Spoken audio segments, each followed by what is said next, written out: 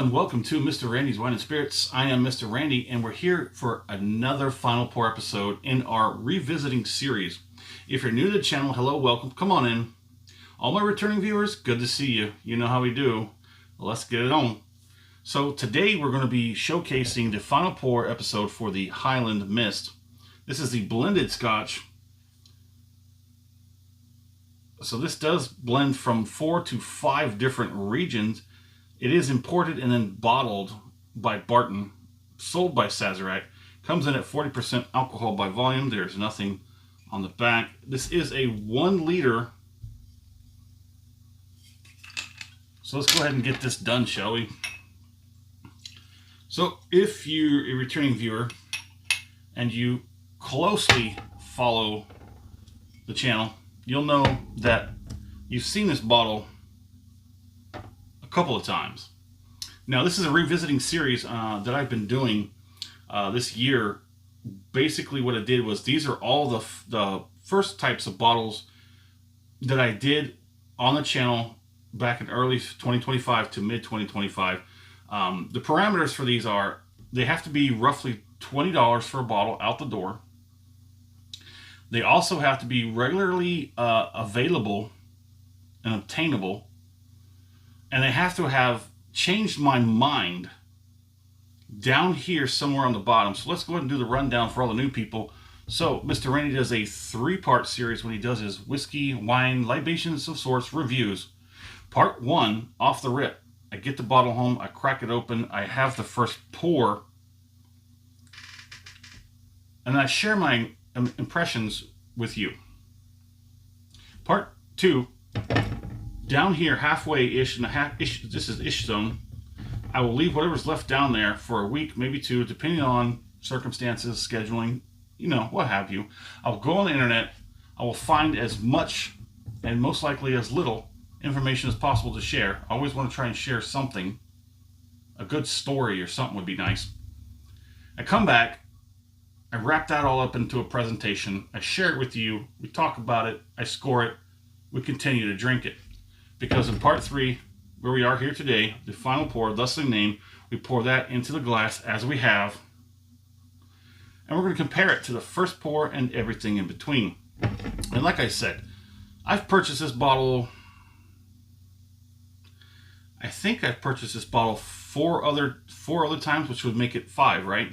So I have purchased the 1.75 twice, and this one I do believe it's the 3rd one. So this one is roughly about $10 out the door at one of the particular stores that I go to. Other stores, I think it's roughly $12 out the door. And this is, remember, this is a 1 liter, and the 1.75 liter handle is only about $5 more. And it's just like, what was that other one? The Cuddy Sark, I do believe, no, it was this Old Smuggler.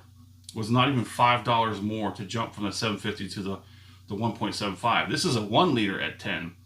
You know, it gets complicated keeping track of these things. But anyways, on the nose, it's relatively light. Given that it is a Highland, a Lowland, a Speyside, an Islay, and I think there was one other. I'm not sure about that last one anymore. But it's kind of hard. I mean, you kind of do. I mean, once you get to a certain point when you're getting extremely familiar, you're a connoisseur of Scotch.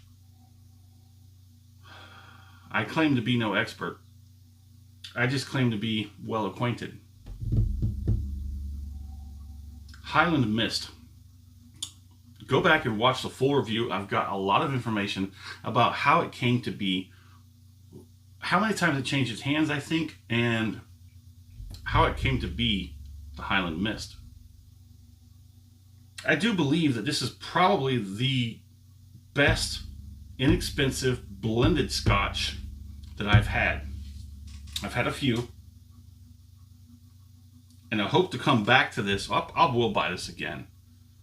I mean, if I want a cheap, inexpensive, decent blended Scotch, this is a no-brainer. Let's get that first palate out of the way.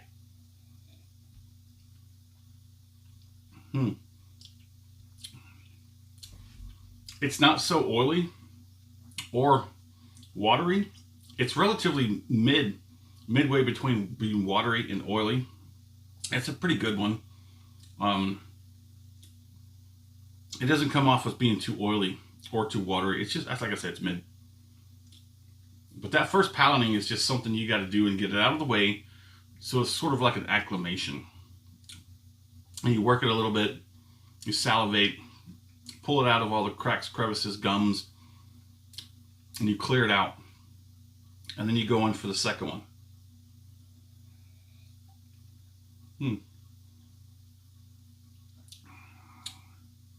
That is much better. I'd say 2 to 3 times as better as the first palating. It's just a science thing, biology. But let's go ahead and give you a proper roll and check to see how well that comes off. It's got some pretty good viscosity. It's not anything that's really good or anything, but it's nice enough. And that really does help sort of balance things out on the palate.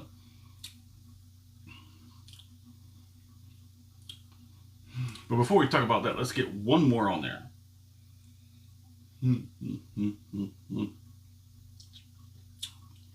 It's light.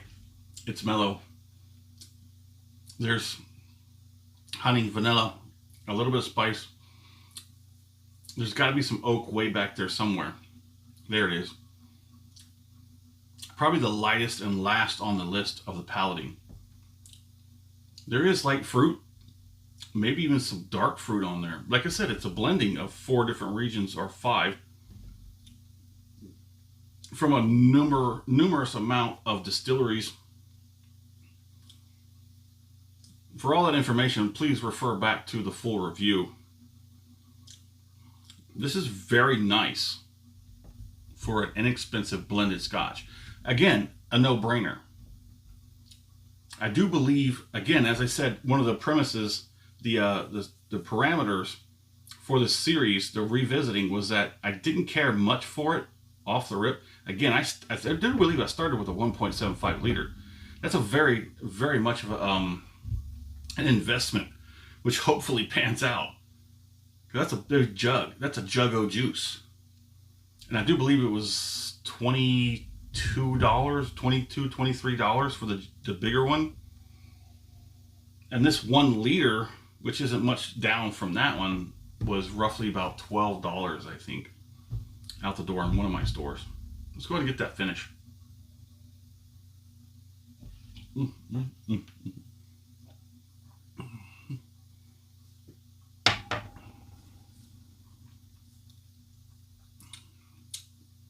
That is really easy. Really easy. That's like stupid easy and smooth. I get a little bit, barely even a 1 on the tip of the tongue. And while I try and work the rest of this out, if you're still here and you're still listening to me blabber on, why don't you go ahead and hit that like button? Let me know you do enjoy you do enjoy the video. I'm trying to multitask here, and what I'm speaking is losing out. It's extremely mellow. Not too much where there's nothing there, but there's a little more than enough to let you know something's going on. It's all over. Cheeks, gums, tongue, tip, top, back end. It's all like a 1.5, 1.5 out of 5. It's really, really well-rounded and balanced. At least that's my opinion. If you find yourself watching my videos time and time again and you're not subscribed, why don't you just go ahead and knock that off? Just check that box. The subscriber count doesn't really do a thing for me. I do look at it every time I'm on the studio, looking at those data, those metrics. What matters most to Mr. Randy is the interaction. I would love nothing more than for you to comment on the video and we could talk about it. I would like it just as well if you just hit the like button.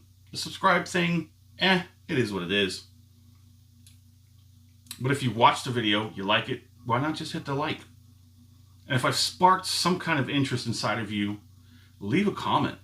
Let's talk about it. But anywho,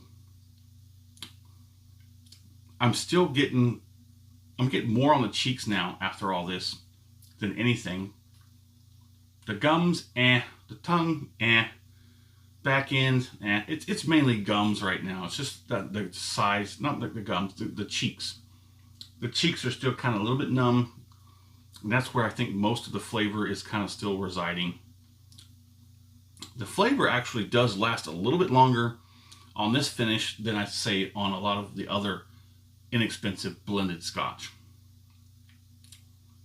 There's a reason why I've bought 5 of these bottles in the past year. And I've enjoyed every single one of them. Again, as I said, it's a no-brainer, about 20 bucks. It's relatively available on most shelves where Scotch is sold. Well, let me know what you think in the comments. And as always, thanks for stopping by here at Mr. Randy's Wine and Spirits. You know what it is. It's a good one.